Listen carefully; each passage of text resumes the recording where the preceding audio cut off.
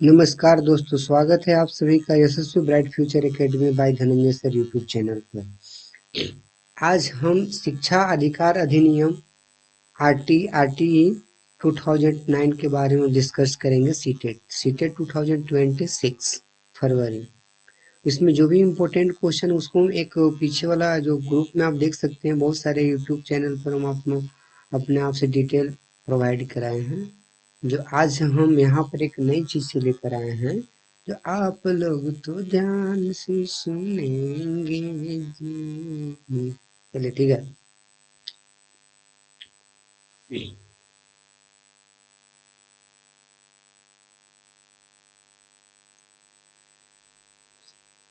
नमस्कार दोस्तों, स्वागत है आप सभी का Yashasvi bright future academy by Dhananjay sir YouTube channel पर। आज मैं सीटेट का बहुत इंपॉर्टेंट टॉपिक लेकर आया हूँ, शिक्षा का अधिकार आरटीई 2009। यहाँ से भी क्वेश्चन बहुत सारे देखने को मिलता है सीटेट में। तो चलिए आज हम यहाँ पे स्टार्ट करते हैं, समय व्यतीत न करते हुए इस टॉपिक को हम स्टार्ट करते हैं, प्रारंभ करते हैं कि शिक्षा अधिकार अधिनियम आखिर है क्या, उसके अंतर्गत शिक्षा का क्या महत्व दिया गया, उसके बारे में हम डिटेल से समझेंगे और अध्ययन करेंगे। तो कहता है यहाँ पे कि वर्ष 2002 में संविधान में 86वें संशोधन द्वारा अनुच्छेद 21A में ए के भाग थर्ड के माध्यम से 6 से 14 वर्ष तक के सभी बच्चों को मुफ्त एवं अनिवार्य शिक्षा उपलब्ध कराने का प्रावधान किया गया था। जैसे कि हम लोग देख रहे हैं कि संविधान में हमेशा संशोधित होते रहते हैं, तो उसमें 86वें संशोधन के दौरान ये बताया गया शिक्षा के अधिकार अधिनियम के बारे में कि शिक्षा किस प्रकार से दी जा सकती है। तो उसमें बताया गया कि क्लास 6 से 40 मैंने कि वर्ष 6 से 14 वर्ष तक के सभी बच्चों को मुफ्त एवं अनिवार्य शिक्षा उपलब्ध कराने का प्रावधान किया गया था। इसे प्रभावी बनाने के लिए 4 अगस्त 2009 को लोकसभा में यह अधिनियम पारित किया गया था, जो 1 अप्रैल 2010 से पूरे देश में लागू हो गया था। ये चीज याद रखिए, यहाँ से बहुत इंपॉर्टेंट क्वेश्चन, यहाँ से टॉपिक आपको पूछ दिया करता है। यहाँ देखिए यहाँ पे तो आरटीआई का ऑफिशियल नाम, अब देखिए यहाँ पर ये भी आता है कि आरटीआई का ऑफिशियल नाम माने कि आरटीई का ऑफिशियल नाम क्या है। The right of children of free and compulsory education act city 2009। इसका हिंदी में बोल सकते हैं निःशुल्क और अनिवार्य बाल शिक्षा का अधिकार अधिनियम 2009। अब इसमें सब धारा के बारे में अलग अलग डिटेल से दिया गया था। तो धारा दिया हुआ 12th में क्या दिया हुआ है कि आरटीई 2009 के अनुसार प्राइवेट स्कूल में 25% सीटें गरीब विद्यार्थियों के लिए अनिवार्य रूप से आरक्षित है। तो चलिए इसके बारे में और डिटेल से हम लोग समझने का प्रयास करेंगे। हम लोग तो देखते हैं कि संवैधानिक प्रावधान वर्ष 2002 में संविधान में 86वें संशोधन द्वारा अनुच्छेद 21A भाग 3 के अंतर्गत के माध्यम से 6 से 14 वर्ष के सभी बच्चों को मुफ्त एवं अनिवार्य शिक्षा का मौलिक अधिकार प्रदान किया गया था। यानी कि 6 वर्ष से लेकर 14 वर्ष तक के जो भी बच्चे हैं सभी को मुफ्त यानी कि फ्री ऑफ कॉस्ट एजुकेशन देने की बात की गई थी। ये 86वें संशोधन में, याद रखिएगा, 21वें संशोधन में तो 86वें संशोधन, ये इम्पोर्टेंट यहाँ पे याद रखिएगा। अब यहाँ पे देखिए कितना से कितने वर्ष के स्टूडेंटों को, तो 6 से 14 वर्ष के सभी स्टूडेंटों को मुफ्त शिक्षा देने का अधिकार अधिनियम 2009 किया गया था। अब यहाँ पर देखिए इससे आगे और क्या क्वेश्चन कहाँ से पूछ देते हैं कि अधिनियम के पारित होने से इसे प्रभावी बनाने के लिए 1 अप्रैल 2009 को लोकसभा में right of children of free and compulsory education bill 2008 को पेश किया गया था। हाँ, अब यहाँ पर यह आ सकता है कि जैसे यहाँ कि पेश कब किया गया था, निःशुल्क और अनिवार्य बाल शिक्षा का अधिकार अधिनियम 2009 को कब पेश किया गया था, तो याद रखिए 1 अप्रैल 2009। यहाँ पे याद रखिए 1 अप्रैल 2009 को। अब यहाँ पर देखिए, यहाँ पर ये जो क्वेश्चन पूछा गया, लेकिन अब 1 अप्रैल 2009 को तो ये पेश किया गया था। जैसे कोर्ट में कोई भी चीज होता है कि पेश किया जाता है, इसके बाद सुनवाई होती है। यानी पेश कब किया गया था? तो 1 अप्रैल 2009 को लोकसभा में पेश किया गया था। क्या चीज पेश किया गया था? तो right of children of free and compulsory education bill 2008 को पेश किया गया था 2009 में।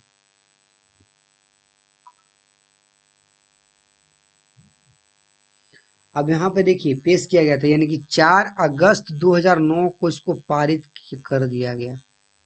क्या पारित कर दिया गया? कोर्ट से इसे अधिकार मिल गया, कोर्ट से इसे अधिकार मिल गया।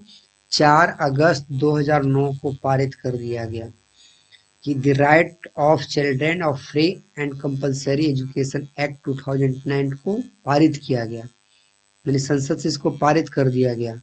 अब पारित करने के दौरान 1 अप्रैल 2010 से इसे पूरे देश में लागू कर दिया गया। याद रखिएगा, यहाँ से देखिए जो हम यहाँ पे कलर कर रहे हैं, वहाँ हाईलाइट कर रहे हैं, वो बहुत मोस्ट इंपोर्टेंट क्वेश्चन है। यहाँ 1 अप्रैल 2010 से इसको पूरे देश में लागू कर दिया गया। उसमें जम्मू कश्मीर को छोड़कर पूरे देश में लागू किया। ये जम्मू कश्मीर के लिए ये रूल नहीं थी। 1 अप्रैल 2010 को जो लागू पूरा देश में कर दिया गया, वहां पर जम्मू कश्मीर को छोड़कर ये पूरे देश में इस चीज को लागू किया गया था। यहाँ से देखिए क्वेश्चन। अब इसी में और आगे चलते हैं हम लोग नेक्स्ट, और इसमें हर टॉपिक को हम लोग देखते हैं। इसमें जहां जहां दिक्कत होगी वहां हम लोग बताएंगे, डिस्कस किया जाएगा। आरटीई अधिनियम का अधिनाम यानी अधिकार, अधिनियम का नाम क्या क्या दिया गया? The right of children to free and compulsory education act 2009, इसको नाम दिया गया। इसको बोला जाता है हिंदी में निःशुल्क और अनिवार्य बाल शिक्षा का अधिकार अधिनियम 2009। अब इसमें देखिए अलग अलग धाराएं लगाई गई थी, इसमें अलग अलग धाराओं का प्रावधान किया गया था। किस धारा के अंतर्गत क्या है, वो सारा चीज हम लोग डिटेल से समझेंगे। और जहां जहां से पूछा जाता है बहुत मोस्ट इम्पोर्टेंट है, ये याद रखिएगा। यहाँ पे देखिए धारा दिया गया है 12। आरटीई 2009 के अनुसार धारा 12 में क्या कहा गया है? आरटीई 2009 के अनुसार गैर सहायक प्राप्त निजी सामान्य प्राप्त स्कूलों में कक्षा 1 या पूर्व प्राथमिक कक्षा में कुल सीट का 25 हिस्सा आर्थिक रूप से कमजोर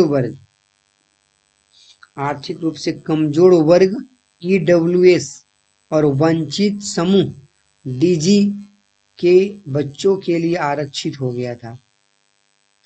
स्कूल द्वारा ली गई फीस का भुगतान सरकार खुद करे। अब यहाँ पे जो नियम लगाया था 12 मैंने धारा 12 के अंतर्गत 2009 में, आरटी 2009 के अनुसार क्या कहा गया कि क्लास 1 से लेकर 8 तक के जितने भी बच्चे हैं सब निःशुल्क, पहले नंबर तो फर्स्ट में था कि निःशुल्क पढ़ेंगे। अब उसमें भी क्या कहा दिया गया कि जो भी विद्यालय है, उसमें जो प्राइवेट विद्यालय है उसमें क्लास 1 से लेकर 8वीं तक मैंने पूर्व प्राथमिक कक्षा तक कि कुल सीटों का 25% हिस्सा आर्थिक रूप से कमजोर वर्ग का ही भरा जाएगा। ईडब्ल्यूएस में भी जो गरीब गुरबा उन लोग का सीट भरा जाएगा और उसका फी का वहन सरकार खुद करेगी। अब धारा 13 क्या कहता है? यदि कोई स्कूल धारा 12(1)(c) का उल्लंघन करता है तो स्कूल प्रबंधन को कुल वार्षिक शुल्क का 10 गुना जुर्माना लगेगा। गंभीर मामलों में से उसकी स्कूल की मान्यता को भी रद्द की जा सकती है।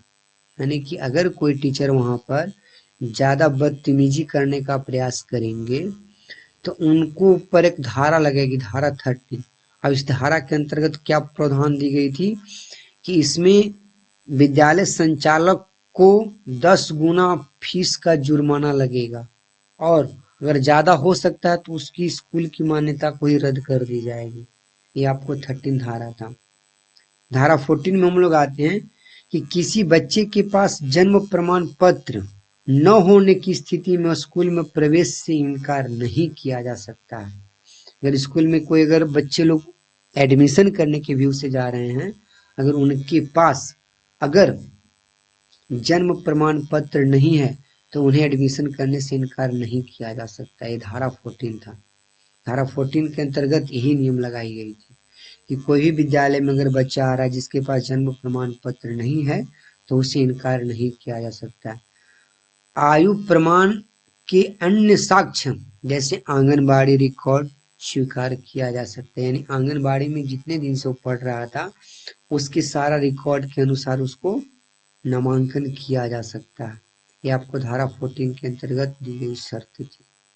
अब धारा 15 में क्या कहा गया है कि कोई बच्चा क्षमता के कारण स्कूल से बाहर नहीं किया जा सकता है या बोर्ड परीक्षा में अनुपस्थित ठहराया जाएगा। अब देखिए, मान लीजिए कोई व्यक्ति है, कोई बच्चा क्षमता के कारण और स्कूल से बाहर नहीं किया जा सकता। अगर आप मान चले चाहते कि उसको बाहर से स्कूल से बाहर निकाल दिया जाए तो आपकी इतना पावर नहीं है कि उसको स्कूल से बाहर निकाल दिया जा सकता है। यानी बच्चा ही सर्वप्रथम है, सब है से बच्चे वहाँ। ये आपको कार्य किया गया था धारा 15 के अंतर्गत। धारा 16 में क्या कहा गया यहाँ पर कि कक्षा 8 तक किसी बच्चे को असफल फेल नहीं घोषित किया जा जाएगा। उसे कोई ग्रेड रिपीटेशन नहीं होगा, उसको ग्रेड सिस्टम भी नहीं किया जा सकता है। उसको grade 1 grade 2 grade 3 grade A grade B grade C grade उसको नहीं दिया जा सकता है और उसको फेल भी घोषित नहीं करना है। ये सख्त नियम लगाई गई थी धारा 16 के अंतर्गत कि कक्षा 8 तक के कोई भी बच्चे हैं, लड़के हो चाहे लड़की, किसी को फेल नहीं करना है। धारा 17 कहता है कि शारीरिक दंड या मानसिक प्रताड़ना देना पूरी तरह से निषिद्ध है। मैंने उसको किसी भी तरह से दंडित करना गलत चीज है। यानी बच्चे को एक छड़ी भी लगाना मुश्किल है, बच्चे को छड़ी भी नहीं ठेकाना वहां पर। ये सख्त निर्देश दी गई थी धारा 17 के अंतर्गत। शारीरिक दंड या मानसिक प्रताड़ना यानी कि माइंड में टेंशन देना कि तुम ऐसे पढ़ रहे हो, वैसे नहीं पढ़ना, ऐसे तुमको पढ़ना, ये चीज याद करके लाना है, तुमको इतना टास्क हमेशा कंप्लीट करके आना है, सब प्रताड़ना नहीं देनी है उसको। उसको फ्रीडम छोड़ देना कि भाई तुम बाबू जैसे पढ़ना तुम पढ़ो। उसको जितना हो सके हंसा खिला के पढ़ाने का प्रावधान किया गया था धारा 17 के अंतर्गत। धारा 17 क्या कहता है कि शारीरिक दंड या मानसिक प्रताड़ना देना पूरी तरह से निषिद्ध है। उल्लंघन पर दंडनीय दंडित किया जा सकता है। अगर आप कोई टीचर उस पर जबरदस्ती अगर दबाव देते स्टूडेंट को पढ़ने के लिए तो उस पर दंडित कार्रवाई की जा सकती है टीचर के ऊपर। धारा 24 शिक्षक के कर्तव्य, शिक्षकों को केवल शैक्षणिक कार्यों पढ़ाना, मूल्यांकन, योजना आदि में लगाया जाएगा। न्यूनतम योग्यता अनिवार्य है। जैसे कोई भी व्यक्ति को है शिक्षा के अधिकार अधिनियम के अंतर्गत ये भी नियम लगाया गया था कि शिक्षक का क्या क्या कार्य है। उसको पढ़ाना कार्य है, मूल्यांकन करना कार्य है, योजना बनाना कार्य है उसका, इस सब में वो कार्य कर सकते हैं। न्यूनतम योग्यता भी अनिवार्य है। ये आपको धारा 24 के अंतर्गत लगाई गई थी। धारा यहाँ पर आता है 27 गैर शैक्षणिक कार्य। शिक्षकों को गैर शैक्षणिक कार्य जैसे चुनाव, जनगणना, आपदा प्रबंधन आदि में नहीं लगाया जा सकता है। जैसे इसी नियम RTI 2009 के अंतर्गत क्या रूल लगाया गया था, नियम बनाया गया था उसमें कि जो भी शिक्षक हैं, जो भी टीचर हैं, उनको गैर शैक्षणिक कार्य नहीं करना है। यानी जैसे चुनाव में उन्हें नहीं जाना है, चुनाव में भाग नहीं लेना है, जनगणना में उन्हें भाग नहीं लेना है, आपदा प्रबंधन में उन्हें भाग नहीं लेना है। सिर्फ उनको काम क्या है कि स्कूल से संबंधित पढ़ाना लिखाना कार्य, मूल्यांकन स्कूल में ही बच्चों को करना है। वो अलग तरीके से चुनाव में नहीं जाना है। लेकिन बिहार सरकार के अनुसार उन्हें सभी टीचरों को अपना वोट बैंक में सारा चीज उपयोग में करने लगते हैं। ये बिल्कुल गलत है, यहाँ पे ऐसा नहीं करना चाहिए। क्योंकि बिहार सरकार क्या कहा जा सकता है, सब टीचरों को विद्यालय न भेज के चुनाव में भेज दिया करता है इन लोग सब।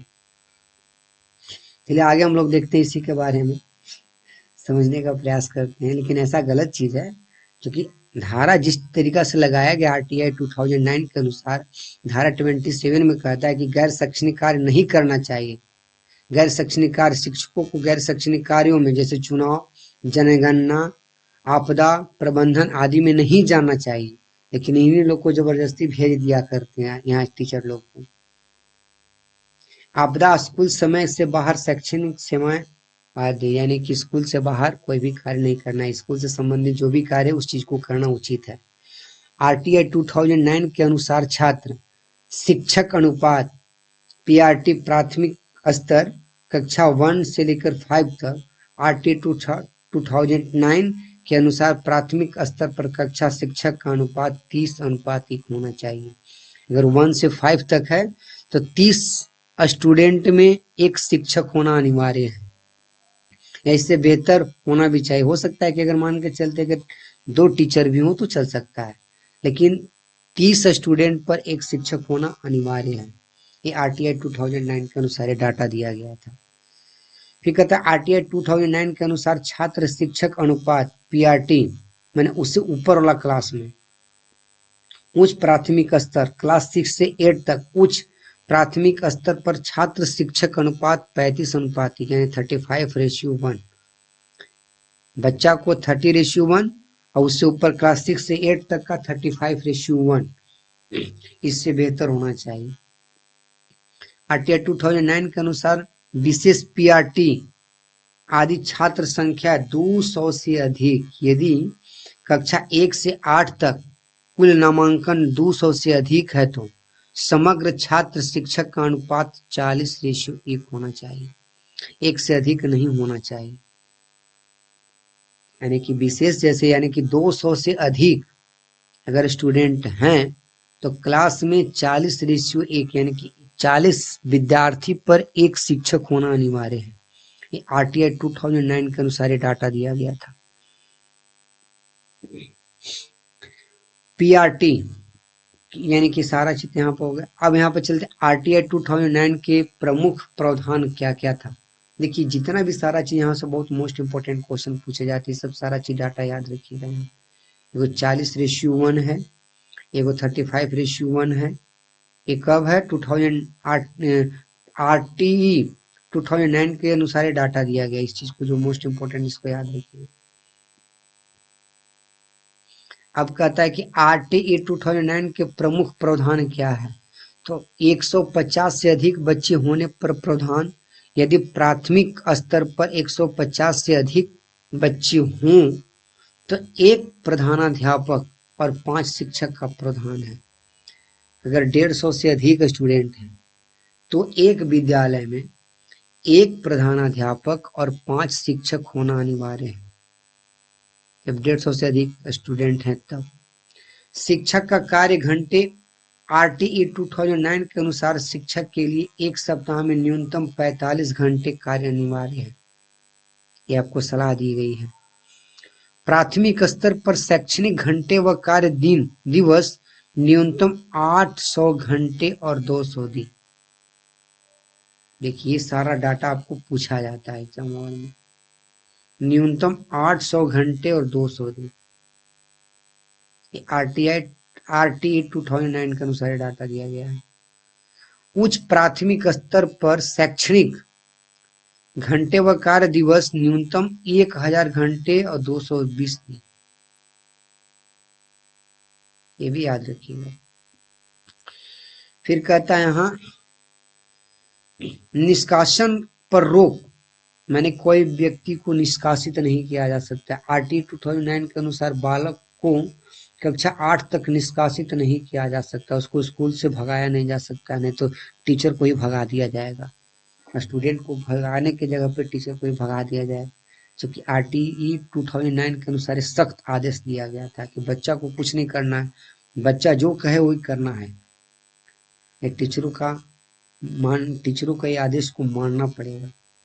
विद्यालय की दूरी कक्षा 1 से 5, बालकों को घर से विद्यालय की दूरी 1 किलोमीटर होनी चाहिए, 1 किलोमीटर से ज्यादा नहीं होनी चाहिए।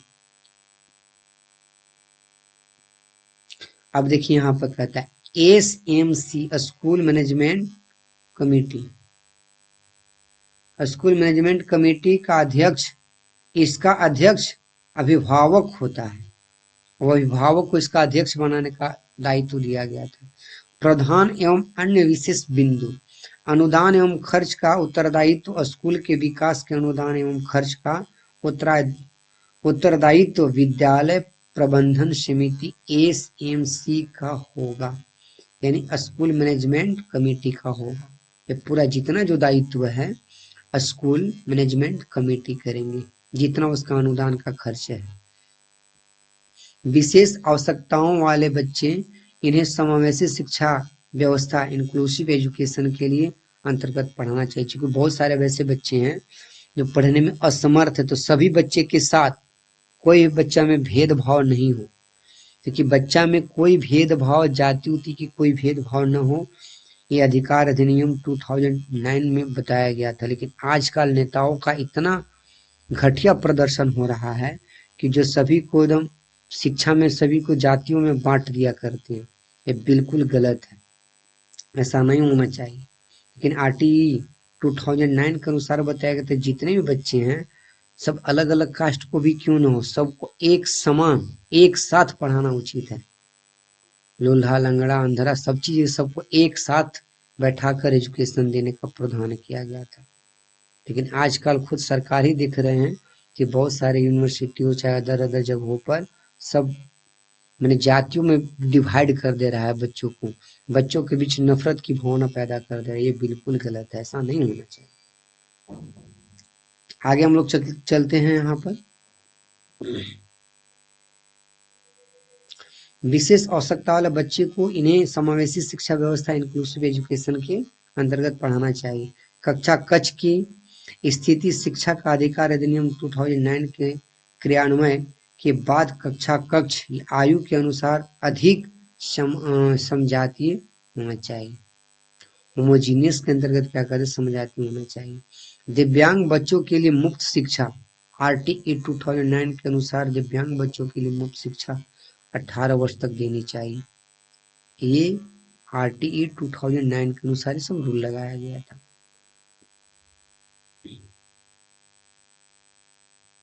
चलिए आज का सेवा यहीं तक समाप्त। जो RTE 2009 के अंतर्गत जितने भी सारा सवाल था वो सारा इतना ही, इसी से क्वेश्चन हमेशा एग्जाम में पूछे जाते, सीटेट में क्वेश्चन घुमा घुमा के पूछे जाते, लेकिन ये सब सारा चीज इंपॉर्टेंट है, याद रखिएगा।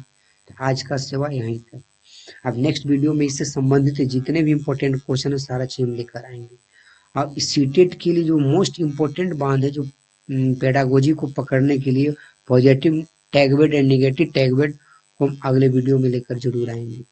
वो आपको सीटेट के लिए रामबाण साबित होंगे। उस वीडियो को देखने के लिए न भूलिएगा। अतः इस चैनल को सब्सक्राइब कर लीजिए, जैसे वीडियो को मैं अपलोड करूंगा आपके पास नोटिफिकेशन पहुंच जाएगी। तब तक के लिए जय हिंद।